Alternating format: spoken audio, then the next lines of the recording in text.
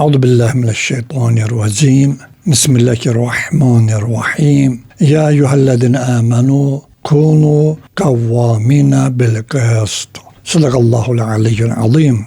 Kur'an-ı Kerim'in Nisa suresinde 135. ayette Allah-u Teala buyurur ki: Ey iman getiren şəxslər, ədalətlə olun, ədalətli olun. Əzizlərinizdən olsa hətta belə çalışın, ədalət tərəfdə olun. Biz əgər diqqət eləsək, Qur'an-ı Kərimin bir çox ayələrində buyurulur ki, zalimlara meyil etməyin, yoxsa sizə od toxunar. Hud surəsinin 113. ayəsində. Biz kimliyindən asılı olmayaraq, gərək zülmün nə olduğunu, onun hansı xüsusiyyətləri kimlərə aid olduğunu gərək başa düşək. İnsan özü üçün də zülm eləyə bilər. Öz-özünə zülm eləyər, başqasına zülm eləyər, dinə zülm eləyər, Allaha zülm eləyər. Bunlar hamısı başqa-başqa temalardır. Amma gərək ən azından biz bunları az da olsa diqqətdən qaçırmayaq. Həzrət Peyğəmbər Əsəlamın hədislərinin birində qeyd edilir ki, Həzrət buyurdu sahabələrinə ki, qardaşlarınıza kömək edin, istər zalim olsun, istər məzlum. Sahabələr dedilər, ya Rasulallah, zalıma necə kömək edək? Həzrət buyurdu ki, onu zülmdən çəkindirməklə ona kömək olun, kömək eləyin. Bu hədis və buna oxşar başqa bir hədisdə əgər biz diqqət eləsək, bütün kitablarda var. Hətta Buxaridə də var, Müslimdə də var, Kitab Əl-Məzalimdə və yaxud da ki, Kitab Əl-Birrdə bu hədislər qeyd olunubdur. Və başqa bir hədisdə də buyurulur ki, Peyğəmbər Əsəlam Həzrət buyurdu ki, sizdən kim bir pislik görərsə, onu əli ilə dəyişsin. Gücü çatmasa, dili ilə. O da olmasa qəlbi ilə, bu isə imanın ən zəifidir. Və başqa bir hədisdə Həzrət buyurur ki, zalim hökmdarın qarşısında deyilən ən üstün cihad haqq sözdür. Yəni, burada baxırsan ki, həm insanlardan söz gedir, həm insanın şəxsi özünə zülm etməsindən, dostunun zülm etməsindən və yaxud da ki, hökmdarın zülm eləmə fərq eləməz. Bunlar hamısı müəyyən qədər hədislərdə və ayələrdə buyurulubdur. Odur ki, bugünkü gündə biz gərək məzlumun yanında duraq. Dünya bugünkü gündə iki hissəyə bölünüb. Zalim və məzlum.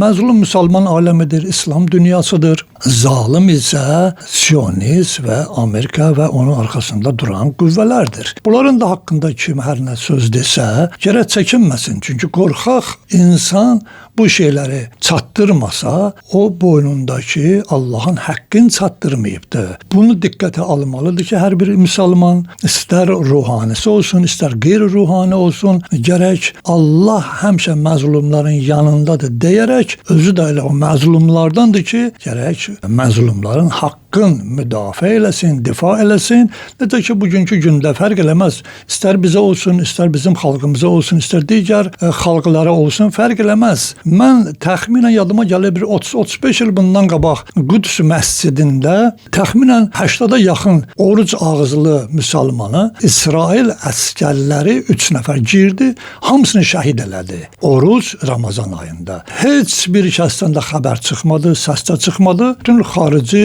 mətbuat bunu yaydı. Mən də məsciddə də bunu dedim və lənət oxudum onlara. Yəni dediyim nədir? Mən bugünkü gün belə deyiləm ki, bu günlərin məni işdən çıxarsınlar bir haqqı dediyimə görə və bugün bu sözləri deyəm. Xeyr, mən elə dini işlərdə 50 ildir ki, 77-dən, 78-dən ki başlamışam bu işləri, yəni ruhani idarəsində oxumaq, mədrəsə və ilə axıra və demişəm, həmişə də deyirəm və deyəcəyəm də. Məni tanıyanlar da yaxşı tanıyırlar. Mən heç kəsin haqqında şəxsi bir qərəzçiliyim yoxdur. Ya ruhani olsun, ya qeyri-ruhani. Çünki biz bəzən məsələləri qatışdırırıq. Falan kəs falan sözü dedi, bu mənə dedi, falan dedi. Biz Peyğəmbər Əsəlamın qoyduğu, Quranın yolduğu yolla gedib bütün mövzularda danışırıq. Hansı sahədə kimin nə işlədiyindən asılı olmayaraq. Oğurluqdan danışmayım ki, oğurlar məndən inciyəcək. Çaxır haramlığından danışmayım ki, çaxır içənlər məndən inciyəcək. Belə bir şey yoxdur. Bütün mövzularda biz danışırıq, hərə öz payını götürsün.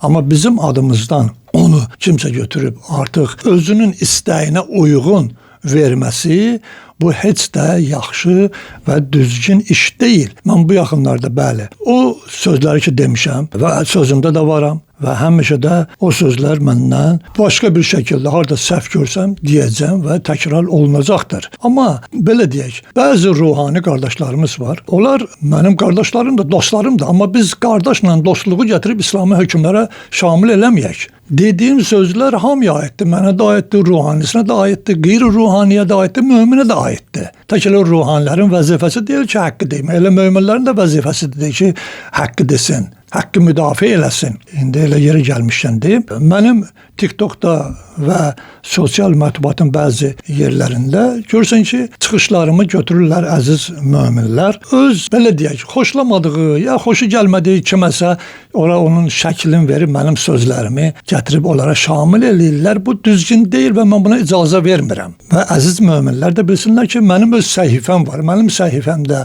nə çıxışım varsa o mənə aiddir. Amma mənim orada sözümü götürüb səsimi vermək, istədiyi adamın ora ya ruhani olsun ya qeyri-ruhani olsun ona yönəltmək, bu artıq qərəzçilikdir və halal da deyil. Sənin öz sözün varsa həmin ruhaniyə və onun kimi başqalarına öz səsinlə verginən, öz sözü də deginən. Mənim dilimdən həmin insanları bir növ belə deyək, filankəsə yönəldib onu danlamaq, tənqid eləmək, bu düzgün deyil. Mən özüm biləm, mən ümumi danışıram və mənim danışığım da ümumidir. Kimlənsə mənim qərəzçiliyim yoxdur, nə də düşmənçiliyim yoxdur. Düşmənim fəqət zalimlandır. O zalim ki, İslama zülm eləyir. O zalim ki, müsəlmanlara zülm eləyir. Bu gün adların qeyd etdiyimiz Epstein'dir, Siyonizmidir, İslam düşmənləridir. Bunlarla mən varam və həmişə də olacağam. Nə qədər ki, mən inşallah ömrüm çatır, bunu eləyəcəyəm.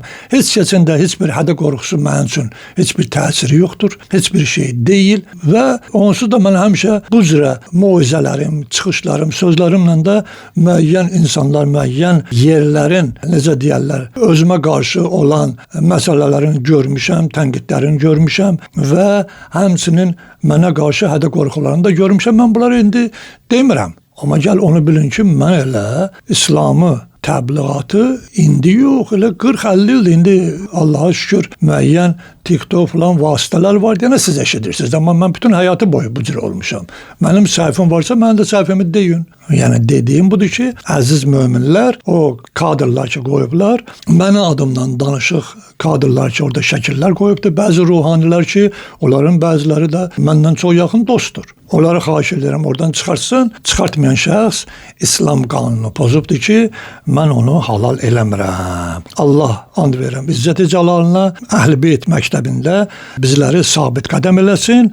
Allahın salamı olsun hidayət əhlinə. Vəssalamu aleykum və rəhmətullahi və bərəkatuhu.